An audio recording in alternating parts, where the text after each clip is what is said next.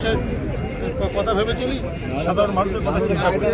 এই হচ্ছে মমতা ব্যানার্জি, অভিষেক ব্যানার্জি চিন্তাধারা। আমাদের পার্টি ওটাই গাইড।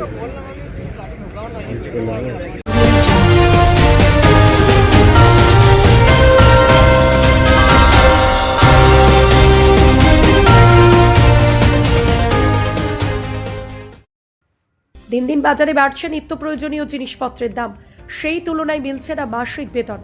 এছাড়া অভিযোগ দেওয়া হচ্ছে না সপ্তাহে একটা দিন ছুটি, ঠিকমতো জমা পড়ছে না শ্রমিকদের পিএফ ও ইএসআই এর টাকা। পাশাপাশি বহু জমিদাতা পরিবারের লোকেদের এখনও কারখানায় দেওয়া হয়নি চাকরি। এরকম বেশ কিছু অভিযোগ এবং শ্রমিকদের ন্যায্য দাবি আদায়ের জন্য বেশ কয়েকদিন ধরে পানাগড় শিল্প তালুকে অবস্থিত একটি বেসরকারি সার কারখানার গেটের সামনে আন্দোলন শুরু করেছে কারখানার শ্রমিকেরা। পাশাপাশি কারখানা শ্রমিক ইউনিয়নের পক্ষ থেকে শ্রমিকদের বিভিন্ন দাবি আদায়ের জন্য কারখানা কর্তৃপক্ষের কাছে লিখিত চিঠি দেওয়া হয়েছে, কিন্তু অভিযোগ তারপরেও শ্রমিকদের বিভিন্ন সমস্যা সমাধান করতে কোনো রকম উৎসাহ দেখাচ্ছে না কারখানা কর্তৃপক্ষ। অবশেষে 22শে জানুয়ারি বৃহস্পতিবার সকাল থেকে বেসরকারি সার কারখানা কর্তৃপক্ষের স্বেচ্ছাচার ও শ্রমিক বিরোধী অবস্থানের বিরুদ্ধে প্রতিবাদ জানাতে এবং শ্রমিকদের ন্যায্য দাবি আদায়ে বেসরকারি সার কারখানার 1 নম্বর গেটের সামনে আমরণ অনশন শুরু করল শ্রমিকরা। এদিন বেসরকারি কারখানা শ্রমিকদের দাবিকে সমর্থন জানিয়ে এবং তাদের পাশে থাকার বার্তা দিতে অনশন মঞ্চে শ্রমিকদের সাথে দেখা করেন আউশগ্রাম 2 নম্বর ব্লক তৃণমূল কংগ্রেসের সভাপতি শেখ আব্দুল্লাহ আনন, আউশগ্রাম 2 নম্বর ব্লক আইএনটিটিউসির শ্রমিক সংগঠনের সভাপতি জগবন্ধু বাউরি।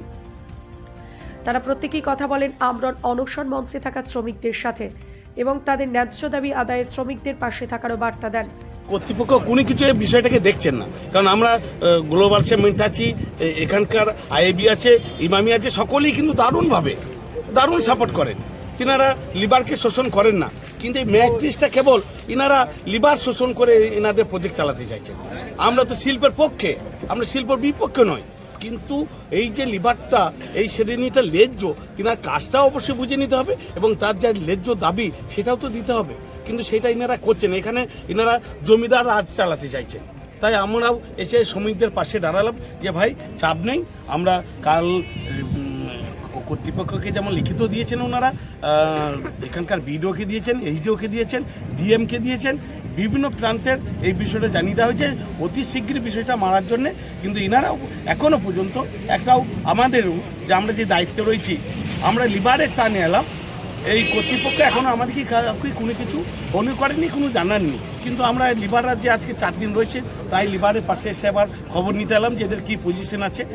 এনারা তো একদম অমর অনশনভাবে এনারা বসেছেন, তাই আমরাও আবার ছুটে এসে এদের বিষয়টা জানছি। আমরা আবার ওপরমহলকে জানাবো যে এইভাবে আমার এই ব্লকের এই ম্যাট্রিক্স কারখানায় এই বিষয়টা চলছে। আমি জেনে গিয়ে আমি অতি শীঘ্রই আমার জেলা সভাপতিকে আমি এই বিষয়টা তিনার নলেজে দিই। মুখ্যমন্ত্রী অবশ্যই আমার মাননীয় মুখ্যমন্ত্রী, আমাদের দলের সর্বভারতীয় সাধারণ সম্পাদক অভিষেক ব্যানার্জির তিনারও বছরে আমরা আনার জন্য বিষয়টা করছি যে এখানকার যেটা আছে কারখানা তো চলে, শ্রমিক এবং মালিক দুই পক্ষকে ঠিক থাকতে হয়। তো এখানে যেটা রয়েছে, আরও যে আমার 5টা কারখানা রয়েছে এখানে, যে বাকি কারখানাগুলো তিনাদের পাশে দেখুন, তিনাদের কি স্যালারি ভাতা কি পাচ্ছে না পাচ্ছে, তাদের ন্যায্য মজুরি পাচ্ছে কি পাচ্ছে না। আর এনাদের ক্ষেত্রেই সেইটা খালি বরাবর এরা যতদিন এনারা করছেন, এই শোষণ করার একটা জমিদার রাজ একটা ইনারা চালাচ্ছেন। এইটা আমরাও কিন্তু এই কয়েকটা কারখানাকে দেখে সেই বিচার ভিত্তিতে আপনাকে কথাটা বলছি যে অন্যান্য কারখানার যেভাবে যতদিন রয়েছেন তাদের যা রিকমেন্ড হয়েছে, তাদের যা স্যালারি, সেইটা কিন্তু ইনারা দিচ্ছেন না। শ্রমিক ইউনিয়ন থেকে একটা চ্যাটার অফ ডিমান্ড করেছিল কোম্পানিকে ম্যাট্রিক্স প্রজেক্টে, ওটাকে ওনারা প্রাধান্য না দেওয়ার জন্য আজকে শ্রমিকদের চিন্তা ভাবনায় একটা প্রস্তুতি। তৃণমূল কংগ্রেস শ্রমিকরা চাইছিল যে আমাদের মধ্যে যদি কোনো রকম মিটে যায় তাহলে আর বৃহৎ কোনো কিছু করার দরকার নেই, কিন্তু আমরা ওটা অনেক চেষ্টা সাধ্য করলাম, কিন্তু সেটা কর্ণপাত করেনি ম্যানেজমেন্ট। কি চাইছেন আপনারা? আমরা চাইছি মাননীয় মুখ্যমন্ত্রী মমতা বন্দ্যোপাধ্যায়, অভিষেক বন্দ্যোপাধ্যায় বারংবার বলেন যে মানুষের পাশে থাকা, কর্মজীবী মানুষের সঙ্গ দেওয়া। সেই জন্য আমরা একটা প্রচেষ্টা করছি যাতে ইংরেজ শাসন ম্যাট্রিক্স কর্তৃপক্ষ যে করছেন সেটা যাতে না হয়, সেটা যেন বন্ধ হয়। এই জায়গায় আমরা সম্পূর্ণ নিয়ম মেনে আজকে এই অবস্থান বিক্ষোভ করেছি। এছাড়াও এই দিন আন্দোলনরত শ্রমিকেরা কারখানা কর্তৃপক্ষের উদাসীনতার করা সমালোচনা করার পাশাপাশি কারখানা কর্তৃপক্ষের স্বেচ্ছাচারিতা ও শ্রমিক বিরোধী অবস্থানের সমালোচনা করেন। বলছিলাম যে আমাদের এভাবে তো সংসার চলে না, 8-9 হাজার টাকায় খুবই কঠিন অবস্থা হয়ে পড়েছিল সংসার চালানো। তার জন্য আমাদের এই সকল শ্রমিকরা একজোট হয়ে এই আন্দোলনে বসেছিলাম এবং ওনারা এসছেন আমাদের এই আন্দোলনকে সমর্থন জানাতে এবং আমাদের পাশে আছে। এটা আমাদেরকে একটা কিছুটা হলো কি আশা কি জাগছে কিছু? অবশ্যই আশা রাখছে, যেহেতু আমাদের সকল রাজনৈতিক এবং সকলে আমাদেরকে যেভাবে আমাদের পাশে এসে দাঁড়াচ্ছে এবং এতে আমরা একটা আশ্বাসটা দিয়ে গেলেন যে তোমাদের যে শ্রমিকদের যে দাবি, সে দাবিটা ন্যায্য দাবি, কোনো অনৈতিক বা অযৌক্তিক কোনো দাবি নয়।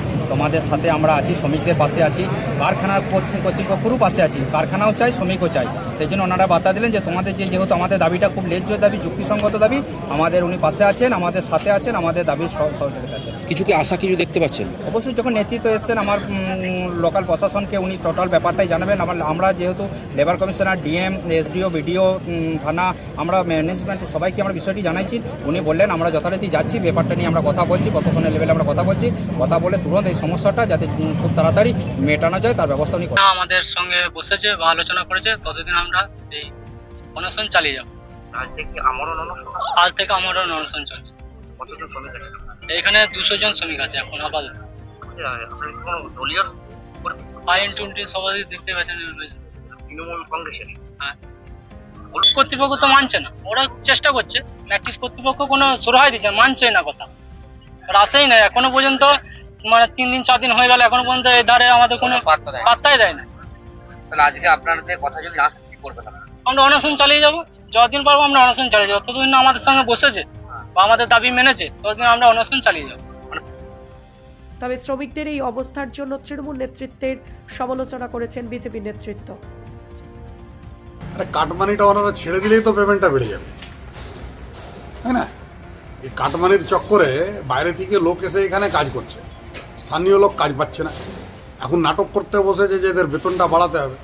আপনারা যে কাটমানিটা নিচ্ছেন সেটা ছেড়ে দেন, 14 তলায় এখান থেকে অর্থ সংগ্রহ করে যেটা পাঠাচ্ছেন সেটা ছেড়ে দেন, অটোমেটিক্যালি এরা বেতন বেশি পাবে। কাজ কোথায়? মমতা ব্যানার্জি বারবার আহ্বান করছেন যে 5,000 টাকা মাসিক দেবেন যাতে কেউ পরিযায়ী শ্রমিক না হয়ে যায়। কজনাকে এই প্রকল্পে 5,000 টাকা দিচ্ছেন উনি বলুন তো? তাও তো লোকে ভিন রাজ্যে গিয়ে মুনিশ খেটে 600 টাকা 700 টাকা প্রতিদিন রোজগার করতে পারছে, 15,000 20,000 মাসে রোজগার করতে পারছে, 25,000 টাকা রোজগার করতে পারছে। কিন্তু পশ্চিমবঙ্গে 250 টাকা হাজিরা এখনও লেবার পাওয়া যাচ্ছে। এই পশ্চিমবঙ্গের পরিণতি করে রেখেছে তৃণমূল কংগ্রেস।